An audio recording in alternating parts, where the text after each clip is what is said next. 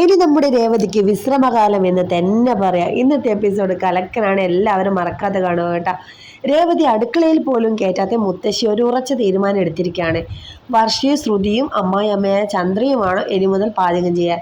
നമ്മുടെ രേവതിയെ റെസ്റ്റ് എടുക്കാൻ വിട്ടിരിക്കുകയാണ് നമ്മുടെ മുത്തശ്ശി. രേവതി ഇനി ഒന്നും ചെയ്യണ്ടേ, എല്ലാ ജോലിയും ഞാനും ഇവര് ചെയ്യണം, നമുക്ക് എന്താ ജോലി ചെയ്യാൻ, ഇതുപോലുള്ള കറിയൊന്നും വെക്കാൻ നമുക്കറിയില്ലെന്ന് ചന്ദ്ര പറഞ്ഞു. പക്ഷെങ്കിൽ ചന്ദ്രയുടെ അമ്മായിയമ്മ, അതായത് ഇവരുടെ മുത്തശ്ശി, ഒരു തരത്തിലും വിട്ടുവീഴ്ച ചെയ്തില്ല കേട്ടോ.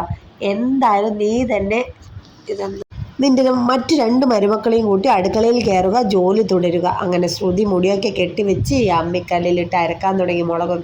മുളകൊക്കെ ശ്രുതിക്ക് കൊടുക്കുക, അത് ശ്രുതി അരക്കുമെന്ന് മുത്തശ്ശി പറഞ്ഞു.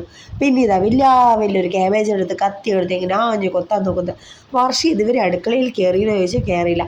അപ്പോൾ ആ ആഞ്ഞു കൊത്തൽ കണ്ടപ്പോൾ തന്നെ ചന്ദ്ര ആകെ ഞെട്ടി. ശ്രുതി അവിടെ വെക്കുന്നുണ്ട്. പിന്നെ നമ്മുടെ ശ്രുതി ഇങ്ങോട്ടേക്ക് വരുമ്പോൾ നമ്മുടെ ചന്ദ്ര പറഞ്ഞു, മോളെ നീ ഇത് ചെയ്യും, ഞാനിങ്ങനെ ചെയ്യാമെന്നൊക്കെ പറയും. പിന്നെ നമ്മുടെ വർഷക്കൊന്നും അറിയാതെ ചീനച്ചട്ടിയിൽ ഇങ്ങനെ കൊണ്ടുപോയിട്ട് വെളിച്ചെണ്ണ അങ്ങ് ഒഴിച്ചു കൊടുത്ത് പാളി അടുക്കളയിൽ. ഇതൊക്കെ കണ്ട് രസിച്ചിട്ട് നമ്മുടെ മുത്തശ്ശി രേവതി അവിടെ ഇരിപ്പുണ്ട് കേട്ടോ. പക്ഷെ രേവതിക്ക് അടുക്കളയിൽ കയറണം തന്നെയാണ് കേട്ടോ, മുത്തശ്ശി വിടുന്നേയില്ല. അപ്പോൾ ഇന്നത്തെ കലക്കൻ എപ്പിസോഡ് എല്ലാവരും മറക്കാതെ ചെന്ന് സ്ക്രീനിൽ കാണുക. നമ്മുടെ വീഡിയോ ഇഷ്ടപ്പെട്ട മറക്കാതെ ലൈക്ക് ചെയ്യാം. Bye bye.